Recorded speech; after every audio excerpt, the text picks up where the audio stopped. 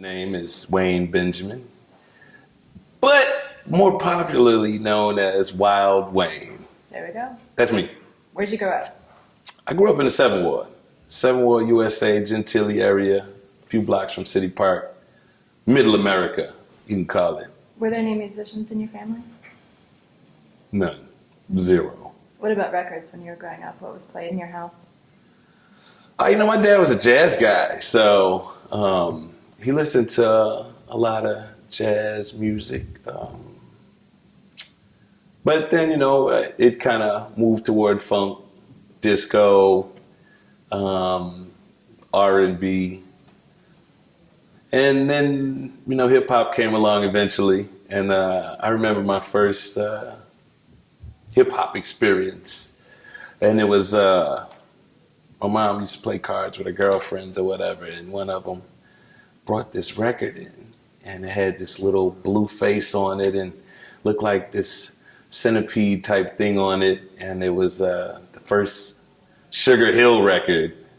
And I just remember they played that record about 5,000 times that night. And I was like, this sounds like another record. And it was sampled, obviously. No, we didn't know what sampling was back then. But that was my first hip hop experience. And that was kind of what my family listened to as I was coming up. As I got older and I started to have my own musical taste, I listened to kind of everything from Tribe Called Quest to NWA and everything in between. And you went to St. Aug, right? Absolutely not. Okay. So. I actually went to Holy Cross. Okay. But I did hang out with a whole bunch of folks from other high schools and kind of people put you in different spots because Holy Cross was majority white, you know what I'm saying? But it was a great stomping ground for me. I learned a lot. And you played in band, did you? Never. Okay. Not a day. Haven't picked up a tuba, trumpet, drums, none of the above. So when did you first envision a career in music? Never. Yeah. I never envisioned. I barely listened to the radio. I was a bookworm. Mm-hmm. I had dreams of being, believe it or not, a veterinarian. Yeah. So I got my education. I went to Xavier University, biology pre-med, went on scholarship, all of that good stuff. And then I decided, I don't want to live at home anymore. I'm going to get my own place, as a lot of young people do. Mm-hmm. But I didn't have any money, which could usually cause a little problem. So I decided I was going to get, I was already working at the Times-Picayune. I've always kind of been sucked into media for whatever reason. Mm-hmm. I think this was already planned. I kind of always believed there's manifest destiny going on. So I worked for the Times-Picayune, and then I got a second job working at a video retail outlet for videotapes. It was actually the predecessor for Blockbuster, which is actually Alfalfa Video. A lot of people don't know that. Anyway, Google it. And I worked there, and then I had an opportunity after that, because I didn't have enough money to make ends meet on my own, and I lost my scholarships at Xavier, tried to pay my own tuition. And there was an opportunity to work at the radio station, which was cool for me, except I didn't really listen to a whole lot of radio, so it didn't mean a whole lot. It was more money. Mm-hmm. And I called it my books and beer money, because books were expensive, and I like to drink a lot of beer at that particular phase of my life. I started working at the radio station just kind of accidentally, because a friend of mine worked at the radio station. He was taking a leave of absence for the military, and I was like, well, I'm going to get your job part-time, and then we come back, you'll have your job. But then somebody got fired, so they had 2 spots available, one part-time, one full-time. I took the full-time one, and the rest is kind of history, because like when I started working at the radio station, my job was just to answer the phones. Mm-hmm. And it was in a department called research. A lot of radio stations had these research departments where they would do call-outs. And they would find out, what type of music people listened to, what music they hated, what was their favorite artist, blah, blah, blah, blah. And then they blew out the whole department. But as luck would have it, I kept my job. I started working with a guy named Davey D at that time, who's now in California. And there's 2 Davey Ds out there, but he's the Davey D in Sacramento. He was here. And we were just kind of this little tag team duo, Davey D and Wild Wayne. And I ended up staying on, and then he left. The department got blown out. He left. I'm still there. And then they brought in another guy, a guy named Mike Fox. And he now works for Vivo. But I didn't get the job. And I was like, I'm about to quit doing this radio stuff. I'm just going to focus on my school. And there were some people that were like, yo, you really shouldn't quit. You're like really actually good. But I didn't have anything to gauge it against because I was still a newbie. And so I decided to stick with it. One of my mentors at that point was LeBron Joseph, who's better known as LBJ. He does a show on television now called News with a Twist. And he was also the program director over at Cumulus. But nonetheless, he championed my cause and he told me I should stay. And other people did as well. And I did. And when I did get the spot doing the night show at the time, like the numbers went crazy. And I've kind of been number one ever since I touched the microphone. But my reason for being number one is the work ethic. Like, you know what I'm saying? Like, I really get it in. Like, I work harder than my competitors. I'm at more spots. I've studied the whole radio thing, you know what I'm saying? And, like, I outwork my competition for the most part, you know what I'm saying? And then you got to figure out ways when you get into radio to make yourself needed. And in today's society, in corporate America, you know, they find somebody to replace you easily. But I try to do things to make myself irreplaceable.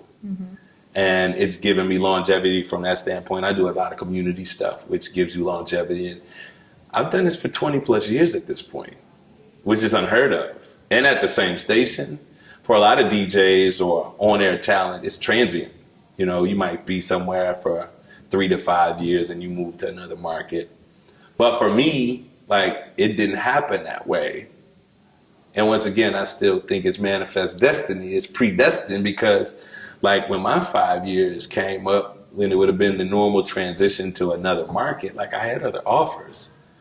And some of them were bigger cities, but I'm a hustler, so I was making a lot of money here. And it was also at the time when Cash Money and No Limit emerged.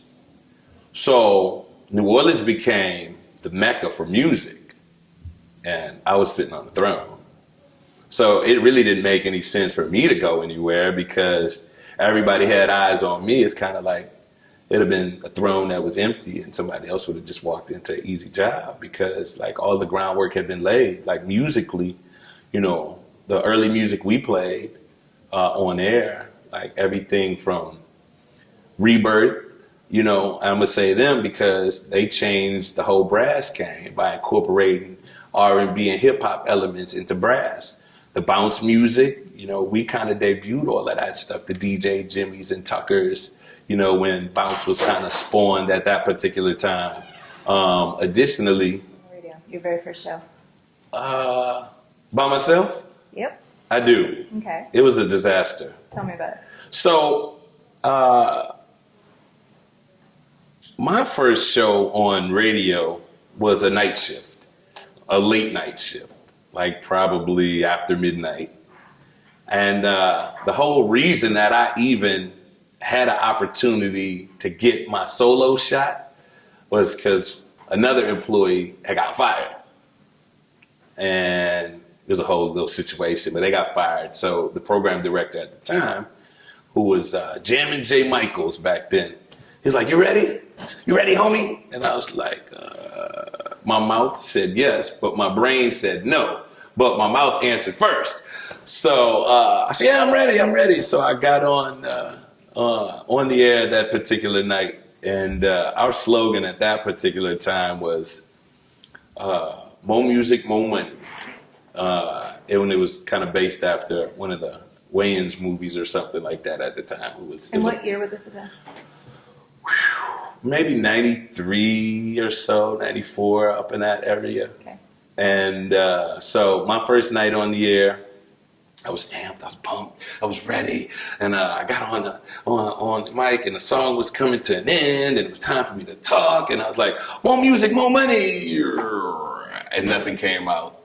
And it was just like that nanosecond seemed like a decade, like, and I just couldn't say anything. And I just hit the commercials, and I was kind of mad with myself because I had prepared so much for that moment, and nothing came out. So I kind of had a little pact with myself after then. I was like, this will never happen again. I'll always have something to say, and I haven't shut up since. So that was my first night on the air, and it was a learning experience, you know what I'm saying? Although you can read all of this stuff, it's kind of like, really, what's here, like, you know what I'm saying, that comes out. And I've used my platform, I think, to its best benefit. You know, I keep my show positive, you know what I'm saying? I realized the power of words. And like that's been kind of my mantra since that day.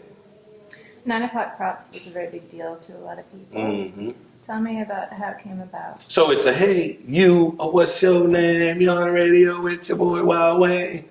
So at that time, I was with a guy named Mike Fox, i.e. Mike Fox. And that was the guy I was telling you who was one of my folks that I worked with early on. And we kind of came up with this idea of giving folks an opportunity to rap on air, which was very risky. In today's world, a lot of stuff is recorded, but we did it live. And we just kind of figured like so many people say they are the best rapper ever and they're so good. Well, why don't we see about this and just see how good they are? And from the first day we did it, it just kind of had like this cult following. And a number of rappers that you hear today were a part of it. Like, I know our first one, we had Big Ramp, who is a guy that's still around doing music and has ghostwritten for a number of artists. I think we had Turk on from the Hot Boys early on. Chopper Style, he was Lil Darwin back in the days. And it was this thing like at 9 o'clock in New Orleans, everything stopped. And all radios were listening to see who was good. Now, if you weren't too good, like we gonged you or flushed you down the toilet or whatever, and, you know, or if you cursed, you know what I'm saying, we would, you're out of here. And actually, I think the first beat we did, the 9 o'clock props on, Manny Fresh did. I was going to ask him at the beats. Yeah, and he did our first one, and we just kind of did it with a 4 count, just a basic 4 count to keep it simple for folks. And then eventually it became different beats that were maybe popular at the time. Like I know we did Tila's beat for a long time. But it was, hey, you, what's your name? You're on the radio with your boy Wild Wayne. Well, at first it was Mike Fox and Wild Wayne. Mm-hmm. And then the second half of it was after you did your first rap, it was like, the 9 o'clock props is on. Tell me where you calling from.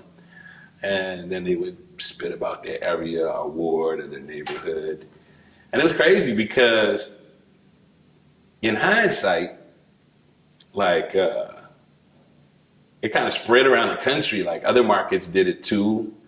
Even that Freestyle Friday thing that 106 and Park and BET later adopted was kind of on that same little model.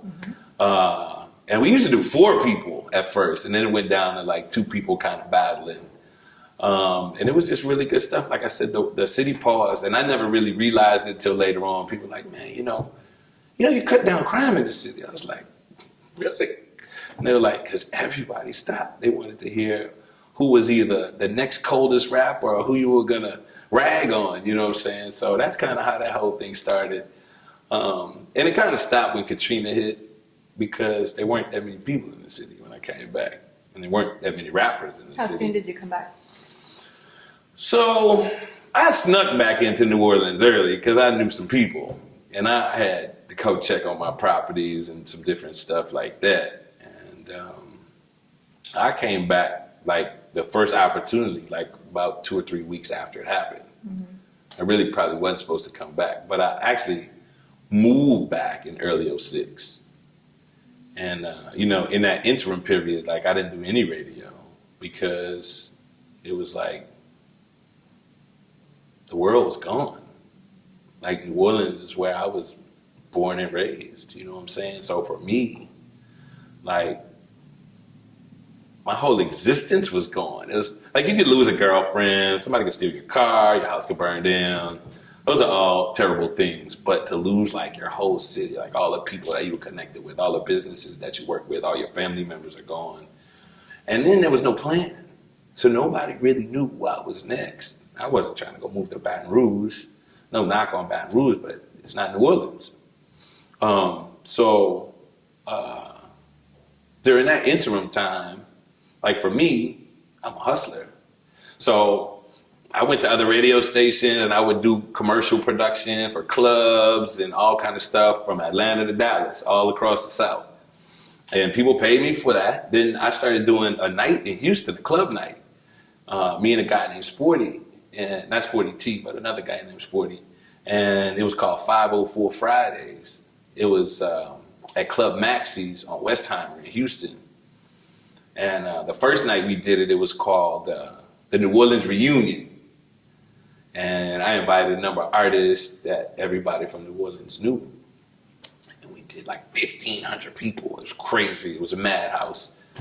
So the club owner was like, y'all want to continue to do it? So we did it for like 8 months.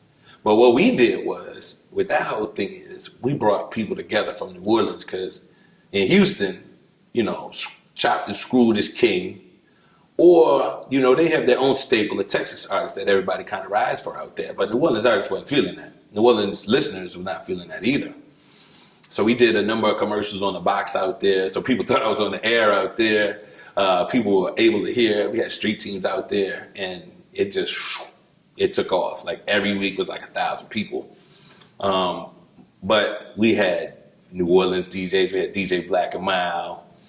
We had DJ Little Man. And then we incorporated a few Houston DJs that kind of knew the music genre as well.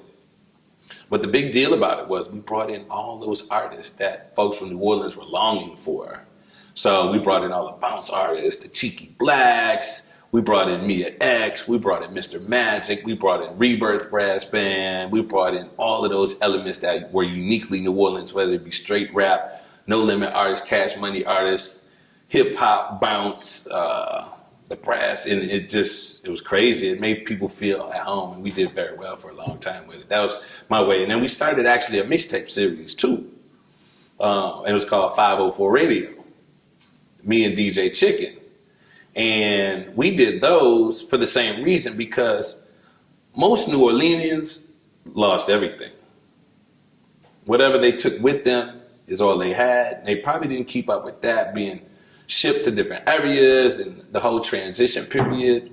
So we got all this New Orleans music, because I still was in contact with a number of artists, and put it on disc. And then we was just out selling them or handing them out. And it was a way for people to get their New Orleans music fix if they couldn't come to the club. And it worked. It was huge. It was just like really crazy. At that time, MySpace was really the big deal then. That was the thing. I think New Orleans really blew MySpace up, to be honest with you, because everybody lost their phone numbers. Like, they didn't have carriers still in the city. So that became their alternate source of networking, you know, and people from New Orleans were able to find out, oh, this person is here, that person is there, especially the younger demographic. Mm-hmm. So that's kind of part of that. What was the first show? Do you remember the first show you did after Katrina when you came back? First time on you air? came back on the radio? Yeah. I do. It was, I'm trying to think. It was a holiday weekend in the start of 2006. Well, I don't remember the exact date, but I know when we came back, we did like a whole big push, Wild Wayne is back. Wild Wayne is back. It was a whole big old to-do, and I know we did an event at a club, and, you know, the whole on-air thing, because in the interim, they tried a few different people to take my spot. And that didn't work out so good. And I came back on, and like, you know, I kind of really, it was like there was really no interim or gap. Like, I just continued doing all the things I was doing before. And it was like, the big thing was, like, I kind of brought people together. Like, this was their one rallying point. Q93 is like Bible here.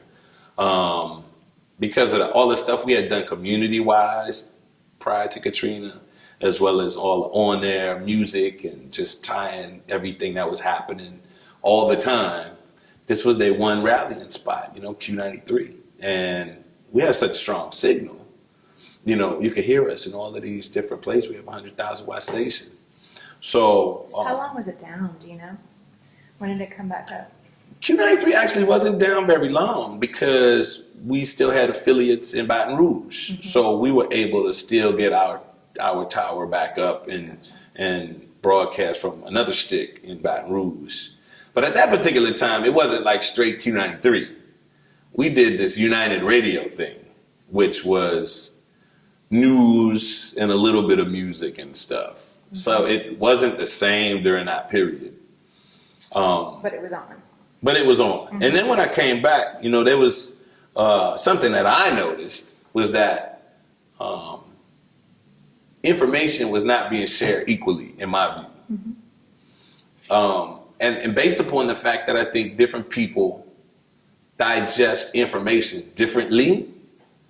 So whereas one faction or one demographic reads the newspaper every day or watches the news, they'll get all the information or emails. But your lower tier of people that are maybe don't have the money or lower income, they didn't have computers. So they weren't getting all the email updates. They weren't getting all the web news. They may have not even had a television when they came back to get that news, but they did have radio. So with that being said, I get all the information and people listen to Q93 religiously. I just felt it was kind of unfair, and especially the African Americans and the Latino community, which was a smaller Latino community then, they weren't getting the information. So I started this talk show called Real Talk.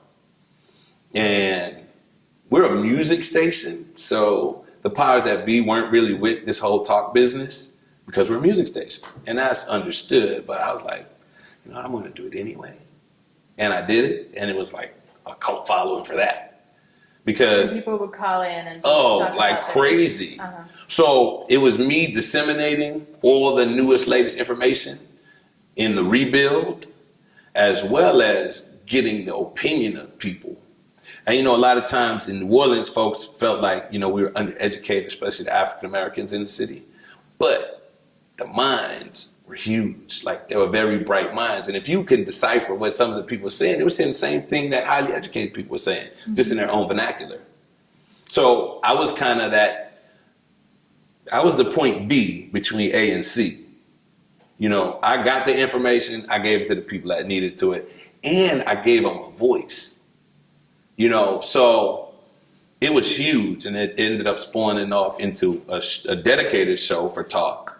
But I used to do this in between, like when I was doing my regular music stuff. And it was just really good for them to have a conduit to get things off of their chest or to get information that they might not have gotten in any other format. Of course.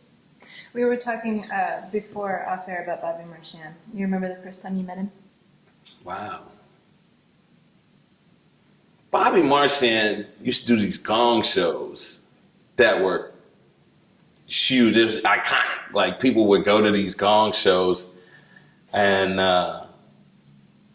he would cross-dress sometimes, but he was also like a super comedian and funny, and he would dog people out, and it was just great because it was entertaining, but it also was a chance for a lot of new artists to get exposed. And it was kind of like the Apollo, sort of like, It was a gong show. Like, if you didn't do well, you weren't going to stay on for the whole show. But if you were great, you got a chance to do it. So I don't remember exactly which club it was. I know he did a variety of clubs, but that was like my first meeting of Bobby Marchand. But then he also did a lot of stuff at the radio station. Like, he managed artists, and then I think he helped some artists with their budgets on getting promotions going and stuff like that. So eventually, with us running in the same parallel lines, like, I would go to his office sometimes, and it was just amazing. It was kind of almost like go and see the Wizard of Oz, because he would sit behind this desk. Where was his office? Out in Metairie. Uh-huh. And, he's just running it. Like, he's doing deals and all of this different stuff. And it was like, I'd never seen anybody do this before. Like, being kind of stuck in the radio box, there's a whole nother world of things going on that makes this music happen. So, like, I just remember him, especially working a lot with Take 4 and the early Cash Money, and getting these artists money. Like, whereas other people were trying to penny pinch and nickel and dime artists, he was getting them real money. Like, he had contracts. Like, and this was something that wasn't being done. Like, a lot of times it was handshake deals. It was buddy business. He was taking it to a professional level. But after doing research on it, Bobby had been in the game since the 50s, 60s.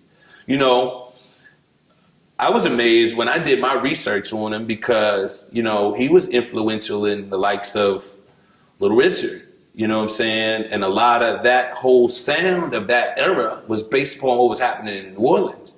And he was one of the leaders of the pack.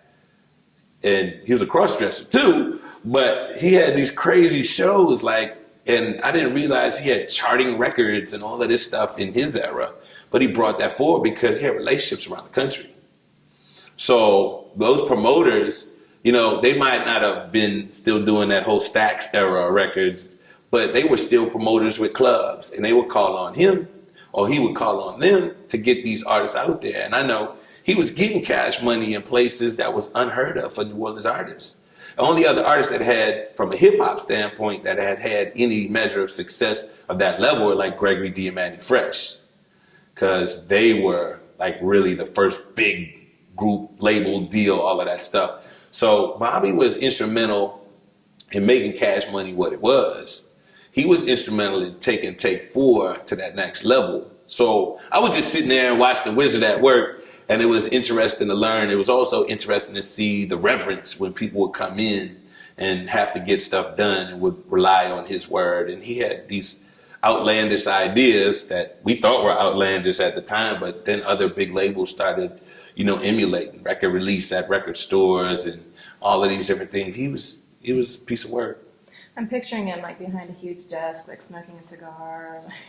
He didn't smoke a cigar, but he had a weird tone to his voice, and he was very animated, and he would just get it done.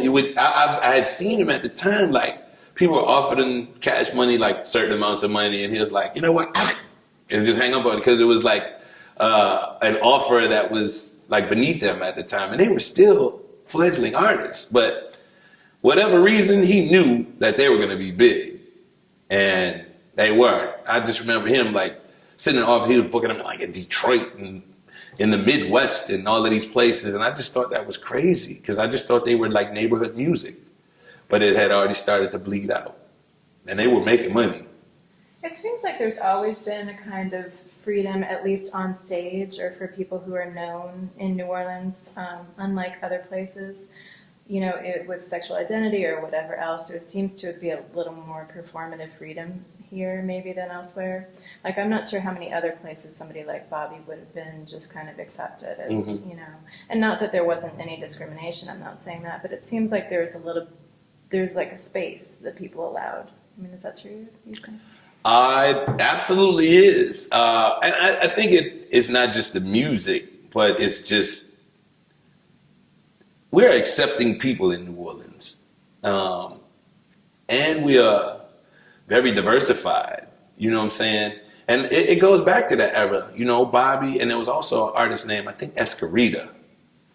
And they were huge. That's another one you just Google. There's an amazing amount of information about those two artists. And it started then. I mean, but even if you fast forward to now, like RuPaul is from New Orleans. Ellen DeGeneres is from New Orleans. Obviously, Big Frida's from New Orleans. Richard Simmons is from New Orleans. It's a lot of huge people, in pop culture that were from here. And I think the French Quarter has something to do with it because it's kind of a lawless lane, I guess you'll say. And I think just the diversity of people here. I don't know any other place, maybe San Francisco, that kind of is as accepting, but I don't even think they're on the level that we are from a musical standpoint.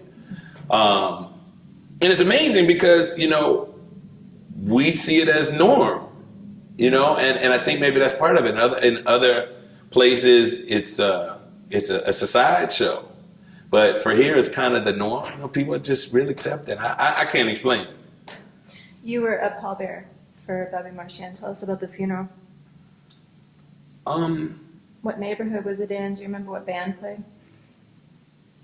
It wasn't as big as it should have been. Like, it was kind of small. Took a long time for it to happen between his death and the actual funeral. Funeral was on one of the cemeteries on Airline. I can't think of the name of it. That's okay. There wasn't a lot of pomp and circumstance to it. Mm-hmm. Cash Money paid for it, I believe. But they recognized, you know, his value and his importance. But it wasn't a real big deal. Mm-hmm. A lot of folks, until after Bobby was dead, didn't realize how big he was. It's one of those, like, it would have been better if, you know, people could have smelled the roses while he was still alive. So. The impact of New Orleans music and maybe distinctions. How is New Orleans music, rap and bounce, different from the rest of the South? If you had to describe it to somebody. If I had to describe New Orleans hip hop and bounce, I would call it trend setting. Because I think the experiences in New Orleans, I think the poverty in New Orleans, I think the culture in New Orleans, the way people are raised in New Orleans, our vernacular, our slangs in New Orleans are like nowhere else. It's like we have I call it Planet New Orleans sometimes, because we like really off on our own thing, like an island. And, you know, our artists here have slangs and experiences that are like no other, and all eyes on New Orleans all the time. If an artist goes out of town and they say they're from New Orleans, you automatically get ears perking up just to see what are these guys talking about. Especially now. And even before, Sure. Like, it was huge. Like, you know what I'm saying? Like, when Cash Money came out, you know, when No Limit came out, when Take 4 came out, when Mobile Records was out, when Big Boy Records was out, you know, it's like, it was just such a unique time. Like, I just remember Big Boy and Cash Money and Take 4, like, first using Pen and Pixel and coming out with all of this crazy artwork and really changing the game musically, like outselling national competition musically. Like, all the major labels would come down and try to figure out how we were outselling these artists that they had all these big budgets behind, like usually 2, 3, 4 to 1. And it was just like, it was because of how unique we were. And then other people started biting off of what we were doing. Like I always say, that whole Nelly sound, that was from Partners in Crime. It was the melodic rap, you know what I'm saying? They were so far ahead of their time. Like cats like Mystical in the early days, I think he pushed people to speed rap, you know what I'm saying? Because he had implemented some of that stuff in his early days with the tongue twisting and what have you. You know, the whole bounce thing. Even early Cash Money had bounce elements in their records. Like, as many people as, oh man, that's them hardcore guys. Like, they really, with the architecture of Manny Fresh, implemented bounce into some of those things. You know what I'm saying? It's just like our music is just like no other. The biggest thing that I worry about, though, is our New Orleans artists starting to assimilate too much to other sounds. Mm-hmm. And I think, like, especially post-Katrina, like a lot of artists went to other places and then came back. So going to other places, I think they picked up different styles that were not unique to New Orleans. So I think kind of right now is a little bit of a hybrid, which is a good and a bad thing. It's a good thing because I think it makes the music more universal, especially for indie artists. Sure. But the bad part of it is, like, some of our unique features and qualities on what made our sound what it is kind of go by the wayside for the want for success. Mm-hmm. So that's the scary part to me. Bounce still remains what it is, but even bounce has changed. You know what I'm saying? You got hybrid music with bounce in it now. There's a different form of bounce now, which is kind of that chopped and repeated bounce, which is different from original bounce. So I don't know. There's a lot of unique things about our music that no one else says. There's words we say, there's things we say, there's things we talk about that nobody else talks about. People really gravitate towards it. I just think it's a unique situation like no other. What's the first sound or the first song that you remember really incorporating New Orleans vernacular, first line? The first song where you're like, that's a New Orleans track. That would have to be Gregory D and Mannie Fresh. Mm-hmm. Buck Jump Time. It was a huge record. Let me see Cali walk through the Cali. It was that was the first, to me, the first record that really stamped our identity. Like the things that he said in there were like nowhere else. And it was kind of a funky little bass line music that Manny created for that one because we didn't have our own sound yet at that particular time. But that was like one of the first records to me that really stamped New Orleans as we're here. Mm-hmm.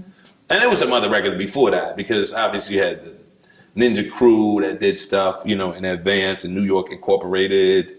But to me, like that Buck Jump Time was that record. A lot of people say Juvenile's hot too.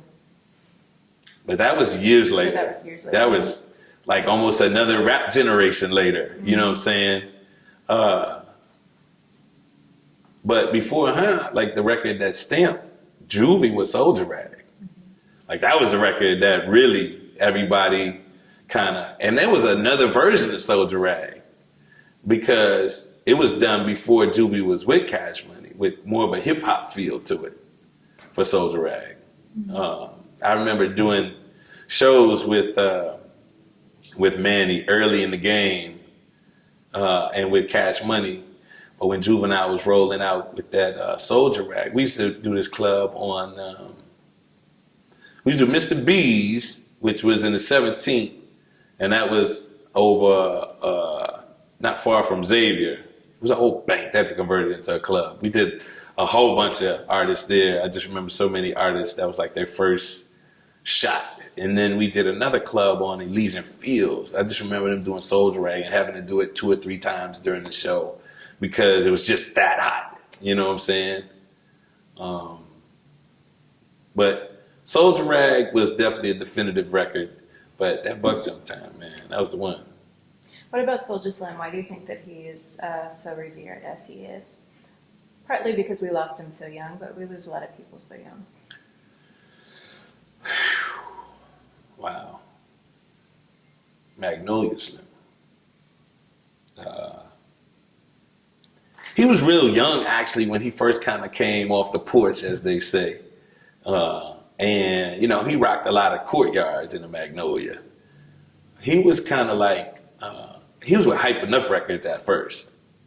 With Will, I don't remember Will's last name, but they had Hype Enough back then.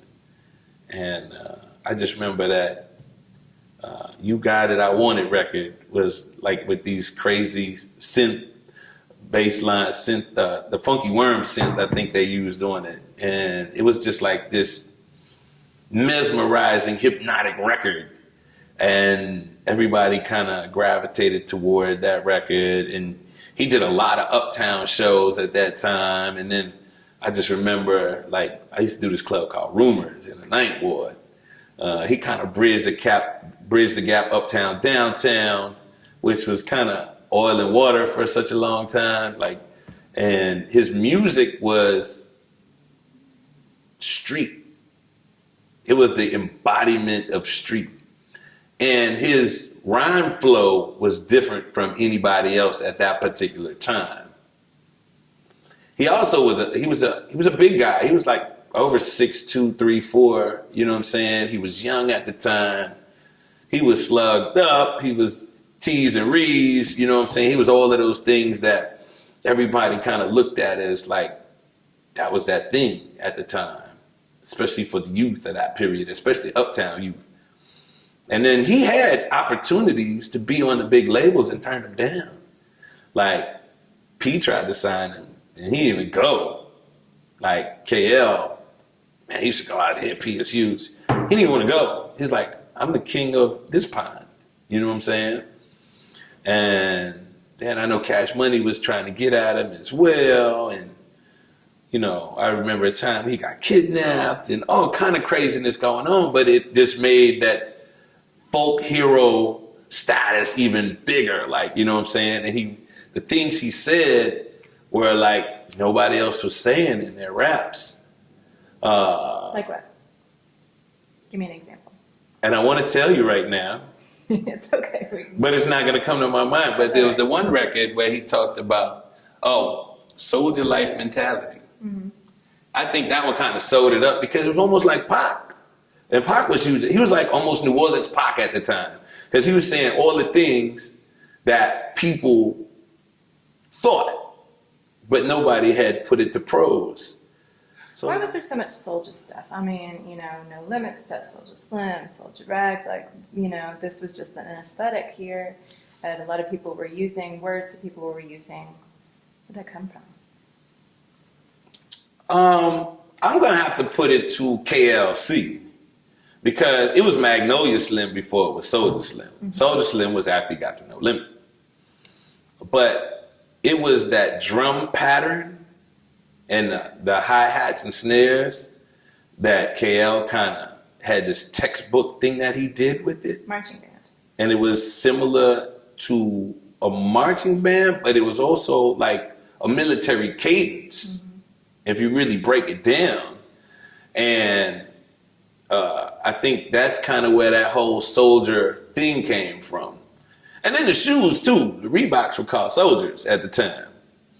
And I think just kind of all of those things kind of happening simultaneously brought them into that whole thing of that soldier feel, word, thought. I want to give you a chance to, I know you got to go, I want to give you a chance to talk about the Benjamin Foundation. When did you found it? Why is that important? Youth outreach. I started my foundation in 2000. And I think my son was about maybe 5 at the time. And I wasn't satisfied with what was out there for him. And it just seemed to be like the common talk, the common thought that, you know, there wasn't good programs out there, especially for young kids and inner city kids. So I was like, you know what? I'm gonna start my own thing. And I'm gonna base it upon like all the experiences that I've had, the people I've run into, the fact that there's a wealth of things going on in New Orleans that are unique that kids need to see. And the fact that quite often a lot of kids don't venture out of their neighborhood. So let's just use the 7th Ward, for example, because that's where I'm from. Like your school might be in the 7th Ward, your church, your corner store, several family members. So that's the extent of your world. And I was like, you know what? We need to get our kids out there. We need to put positive role model people that are actually talking the talk and walking the walk in front of them. Because what they see as being like a figure of leadership is probably just somebody in their neighborhood or on their block. Sometimes it might be somebody negative. So with all the people that I was coming into contact with that I felt like were just incredible people and business owners, attorneys and doctors and entrepreneurs, musicians, I was like, I'm gonna start this camp. I'm gonna figure out how I can make it free and I'm gonna do it for the kids. And I didn't get a whole lot of support. But that was great because it made me want it more. Like when people tell me no, that's like probably the last thing you should tell me. Like I'm gonna figure out how to make it work. So like I really went head first with it, and I got with that circle of people that I kept running into that if you said you about the kids, I'm gonna find out if you really are. And I started in 2000. I was only like 2 years I didn't do it. That was like 06 and 07 because the city was still kind of in turmoil. And I'd done a lot of the camps at public schools, and majority of them were closed down at that particular time. So when that stuff kind of got back, I got back as well, and we've been rolling since. But it's very important to me because, like, I try to live my life right. I try to experience everything I can experience, and I think it's important for the kids to have the same thing going on with them. I've had so many kids that have come back and now haven't done it since 2000. Some of them are grown or in college maybe, maybe have families of their own, and they all come back and say it was one of the most positive experiences of their life. So I don't have to blow my own horn like they blow it for me. And then I get a lot of them that come back and like, yo, we want to come work for your camp. And I'm like, my budgets are small. No, we want to do it for free. And that's always like validation for me that obviously we're doing something right. So to me, if I can affect these kids and show them more things out there and impart some of the wisdom that I've accumulated over the years, I think it's great. And to have a platform like Wild Wayne, which a lot of kids, man, it's Wild Wayne, it's Wild Wayne. I just do what I do, not really looking for the stardom, but if I can get their attention better than another adult who might be like out of style or something like that, or maybe not the cool person, if I can grab their attention and I can impart some of these things on them, like, I'm going to do it. And that's what I do at my camp. I got some incredible staff members. Like, I couldn't do it without them. It's just become something, like I said, every year. And like I said, I've done it since 2000. I have done 12 of anything, to have serviced hundreds of kids. And at this point, like, it's a little humbling. And how can people donate? You could call, you could email. We have a bank account as well. To call, my phone number is 504-258-0200. The email is thebenjaminfoundation@gmail.com. We also have a website, which is www.benjaminfoundation.org. And on the website, there's actually click-throughs if you want to make a digital donation. Perfect. Or you can send a check. Hey, checks are good.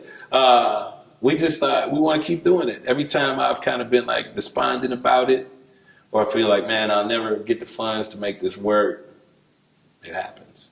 So it's a leap of faith for me when I do it, and I've never been let down. So we keep doing it.